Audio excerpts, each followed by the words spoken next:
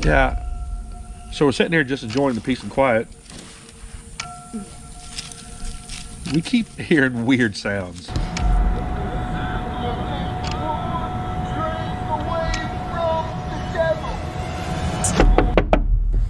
Someone just came knocking on my door in the middle of the national forest, so.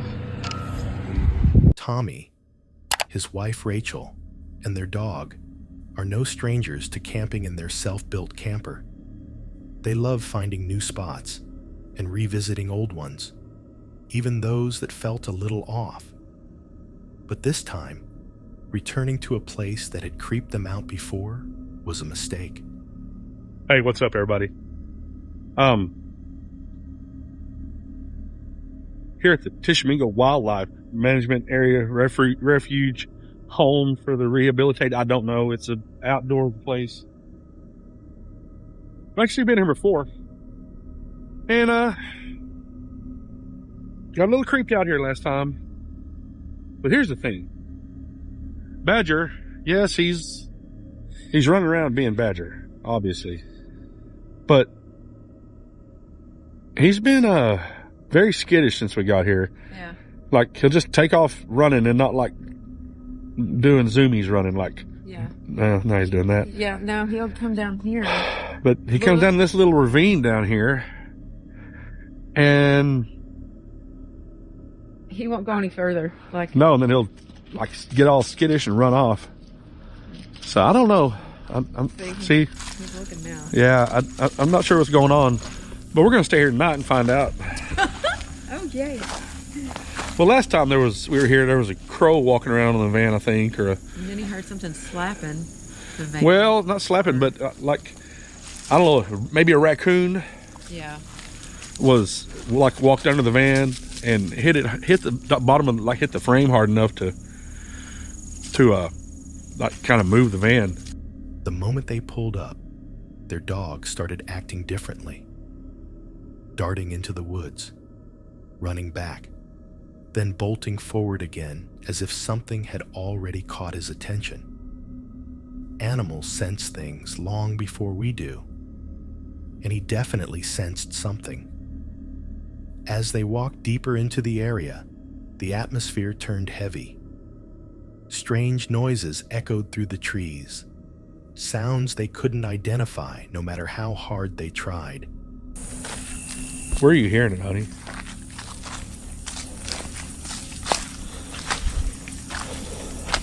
Everywhere. I mean, like, in this area.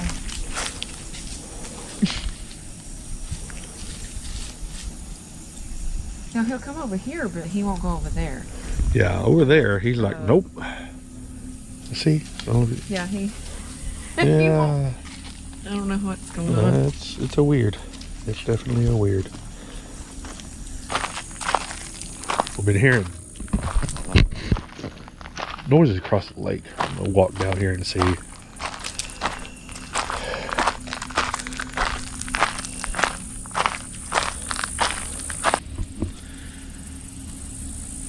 We've been out in the woods a lot. We know the sounds.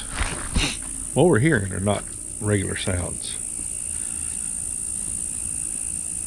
And usually you can hear birds, you can hear critters. But when you're hearing other noises and you're not hearing critters, yeah, I'm not sure. Not sure. We're gonna stick it out. Both of them felt that unmistakable pressure in the air, the feeling of being watched.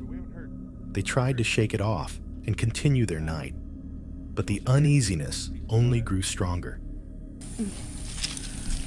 We keep hearing weird sounds. No clue what they are. Badger's been skittish again, like we said. Like he'll just look off in the woods and stop and just stare. Yeah. It's eerily quiet out here. Now, that was a duck. Yeah.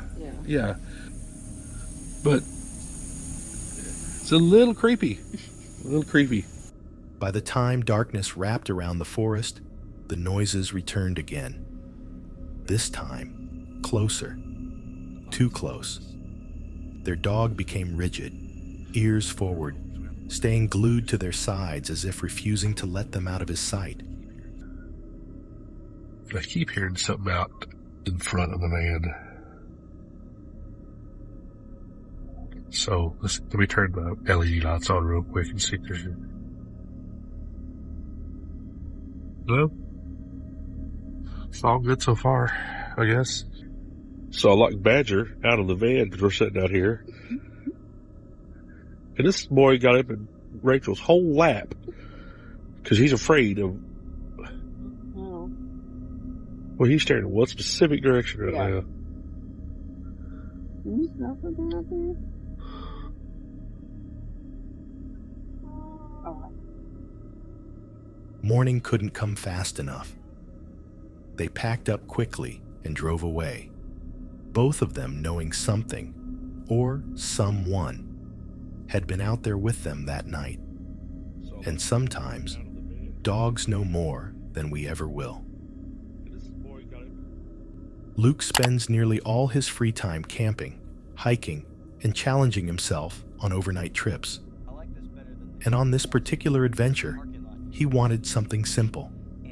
A quiet stealth camping night in his truck. He hit the road with no solid plan, just driving until a spot felt right. Today for this trip, we are out for a stealth truck camping adventure. About an hour ago, I hit the road, and to be honest, I have no idea where I'm going. My plan for this trip is to head off of the mountains, and together we will find a place to camp.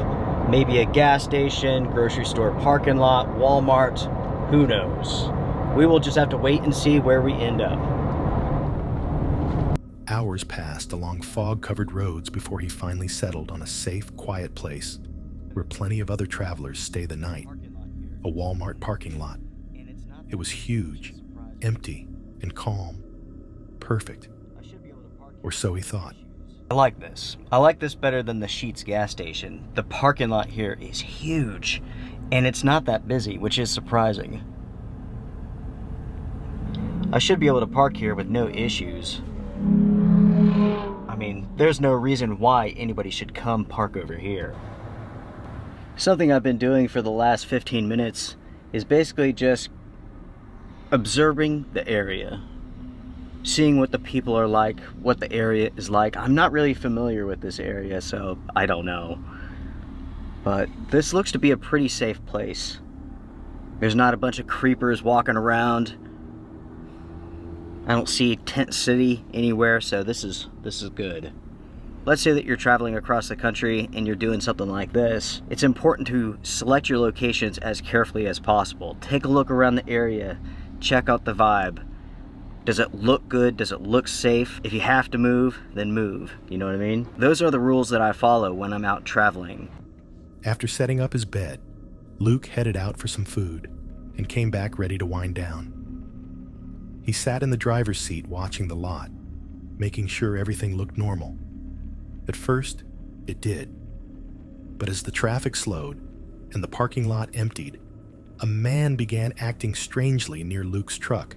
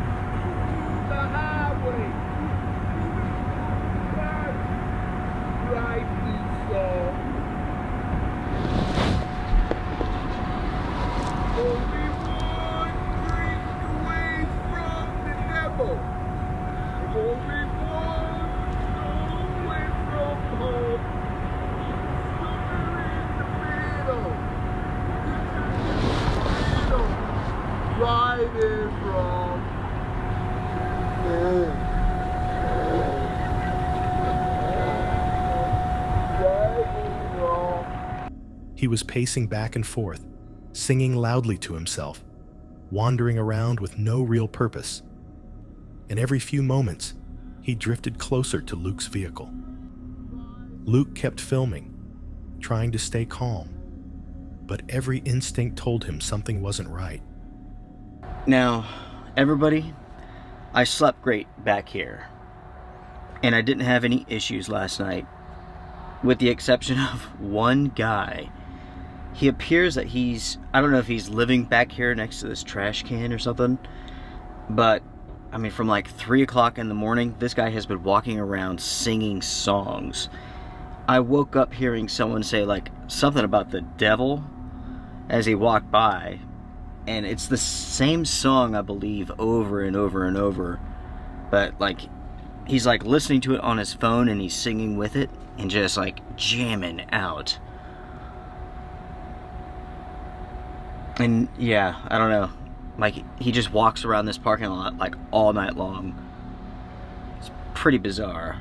You might be able to hear him singing right now. It's really, really strange, folks.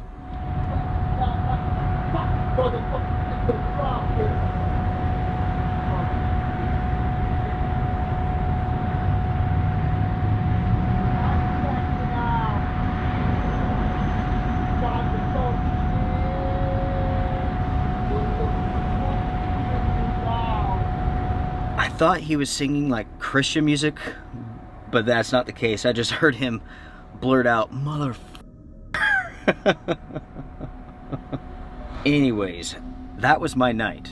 I did sleep good, but it has been interesting. I'm pretty much ready to get out of here now that the sun is coming up.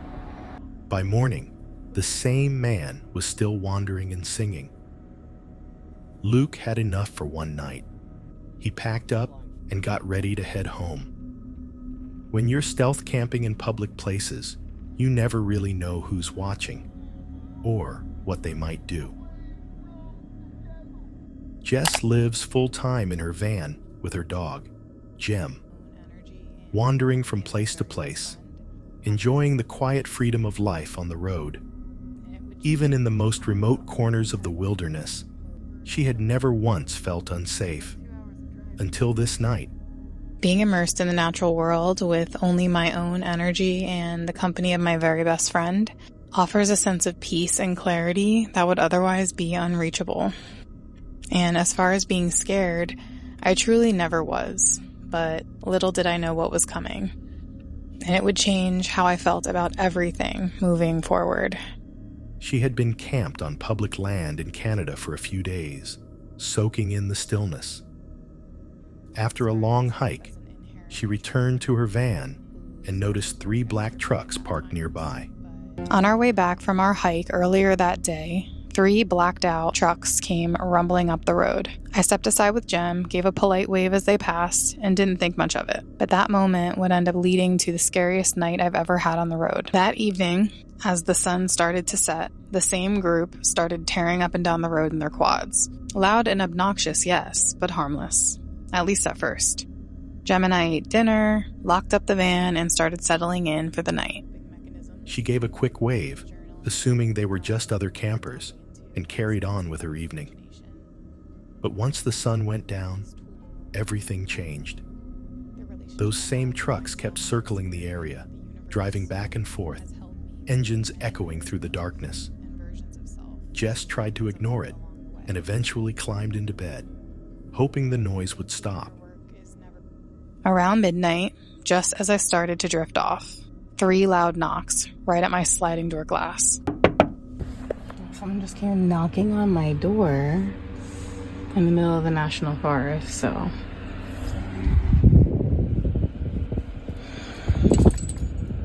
So not cool.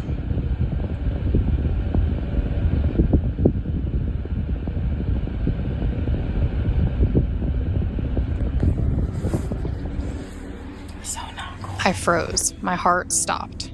I grabbed my phone to check the security cameras, but of course, it hadn't been plugged in. I peeked out through my bunk window cover. I couldn't see a thing. And those motion sensor lights I still hadn't installed, well, they're sitting right there on my dash.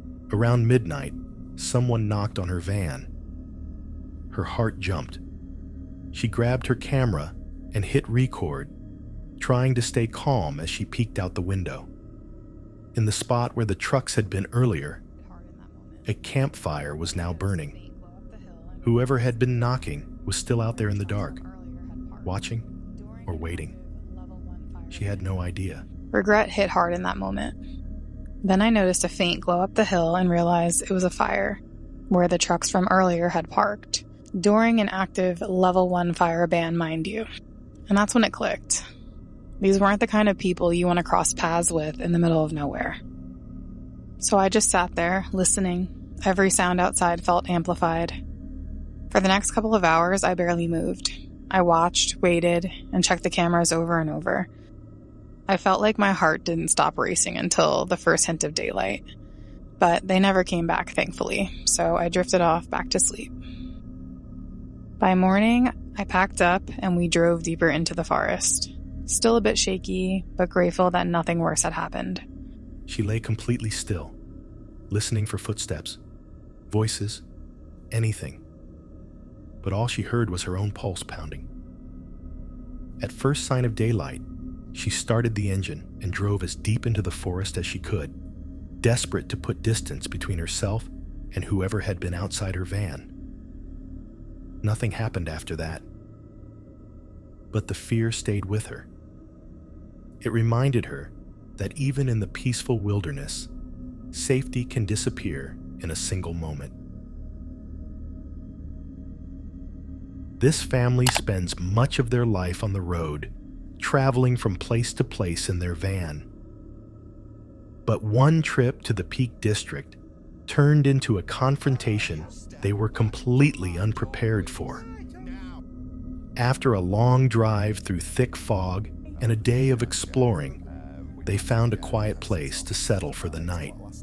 The views were absolutely stunning as we came down the road, and we passed a couple of small park-up areas.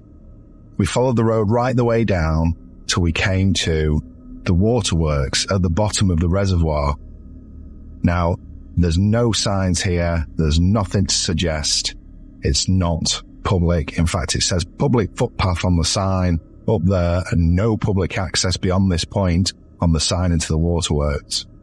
We decided to turn around and nip back up for the views where we could sit and have some tea and watch the sun go down. There were no signs saying they couldn't park, nothing to suggest they weren't welcome.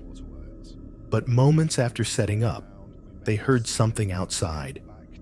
A woman stood near their van, behaving strangely and intimidating their young son, all while trying to make her dog react. We made a decision that we'd head back down. We were sorting out the van. Once we were down at the bottom, we tucked ourselves away into the corner of what looked to be a small car parking area by the footpath that went up to the reservoir, and we started to prep the van for the night.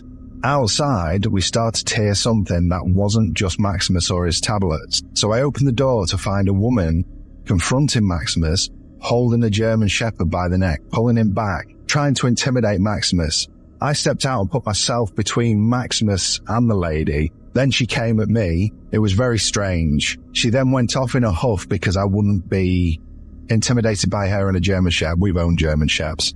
Not intimidated by Shepherds at all, even though she was trying to hold him, pulling his head up and making his heckles stand. He just didn't intimidate me at all, and I wasn't bothered by him or her, or really the things she had to say. She wasn't being very nice. She definitely wasn't nice to Maximus. Anyway, she walked off, and we thought nothing more of it until this. They brushed it off at first, hoping it was a one-time interaction. It wasn't. Later that evening, she returned with her husband. This time, the confrontation escalated. Can I help you? No, can I help you? Look, Can you step back, down please? here? Can I you know, step back, my please? wife said to you Can you that. step? My child and my wife are in this van. Can right. you step back from my door, please? Right, okay. Now. No, step back out of my personal space. Yeah, Step back out of my personal listen. space. No, you listen, mate. The way he spoke and swore, picnic knocking on the area. door and coming right in my face. proper picnic You're a area. disgrace for coming up to my Don't child. you say that. Don't start. No, Don't please. start. We'll get the Don't police. start. All right, mate. Oh dear, what absolutely delightful human beings. I just don't understand people. Number one, the woman with the shep. And then number two, the old fella who clearly wanted a fight. I mean, the way he went up to the window. And then wouldn't move back out of the space, swearing in front of Maximus, shouting in front of Maximus. And yes, you know, I am guilty of responding, but well, what are you supposed to do when someone will not step out of your doorway and is leaning in and trying to intimidate you, pointing their finger in your face and then threatening me out here? You've got to tell them this just isn't right.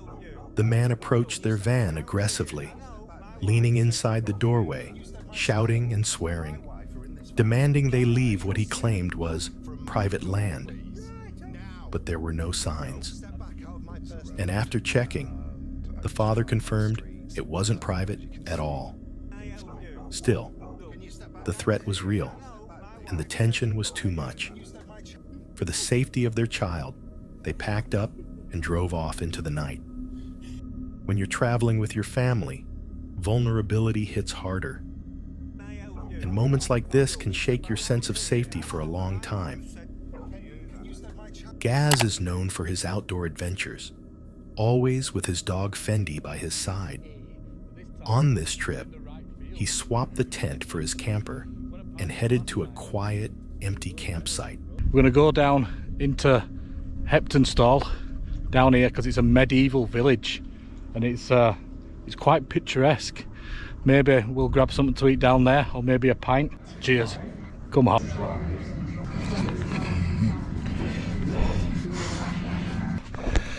Oh, mate.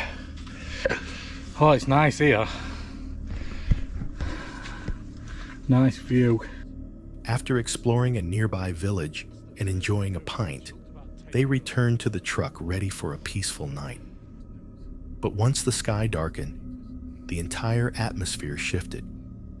Strange noises echoed outside the camper. Distant at first, then circling closer. I ended up lying down for a bit, but I ended up just drifting off to sleep. It's been peaceful though, but I've just woken up to what sounded like someone screaming. Can't figure out what that is.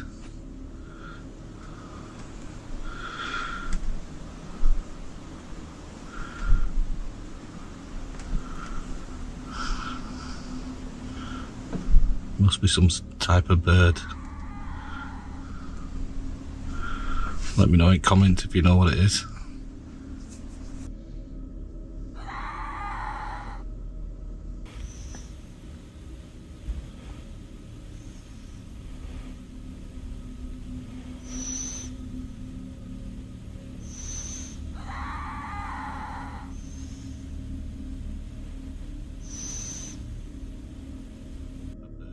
Gaz stepped outside to investigate, but whatever was out there stayed hidden in the dark. He listened, waiting. But the sounds kept coming. Strange, low, unidentifiable noises that no human could make. With no idea what was watching him from the tree line, he retreated back inside and stayed there for the rest of the night. Whatever had been stalking the campsite wasn't human, and Gaz could feel it. Jamie headed out in his van for yet another adventure, choosing a new area he'd never explored before. Hours later, he arrived at a spot he thought would be perfect, until he noticed a sign: no overnight camping.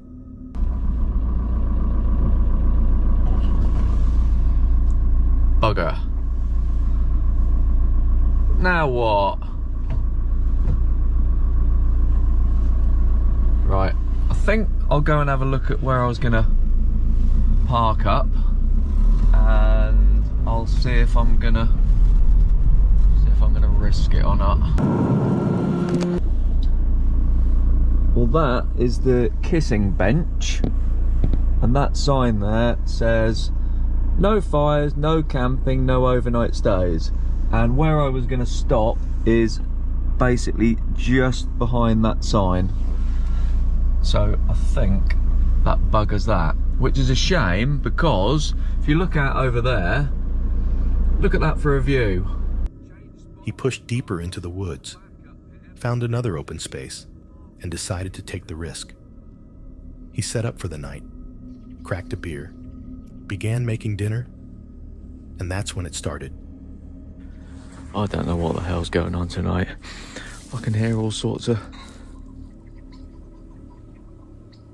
weird singing going on in those woods.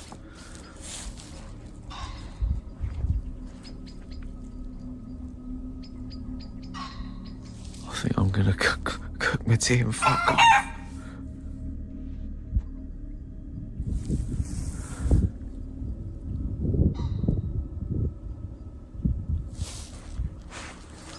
Soft noises at first, then louder ones.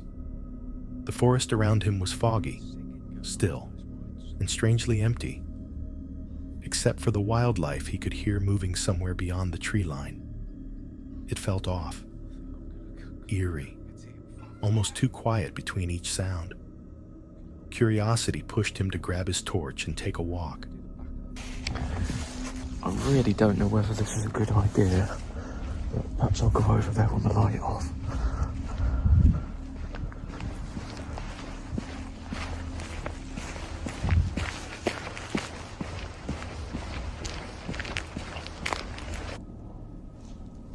I've had a second thought. I don't know whether I really want to know what's going on in there. I think I'll go back to the van.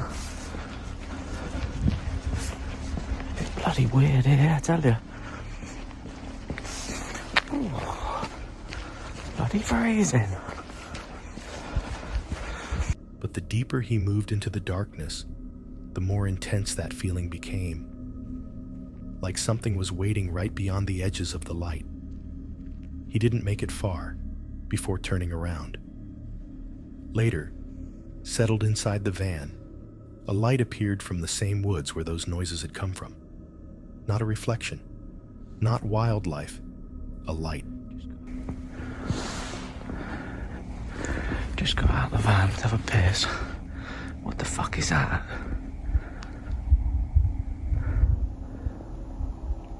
I think there's a light in the bloody woods now. I'll tell you what, fuck this. That was enough for Jamie. He switched off his camera, started the van, and left immediately. Something, or someone, was in that forest. And he wanted no part of whatever it was. As we've seen, van camping can be peaceful, but it can also get pretty terrifying. You never really know what's out there, just beyond your van. If you enjoyed this video, don't forget to like and subscribe for more encounters caught on camera.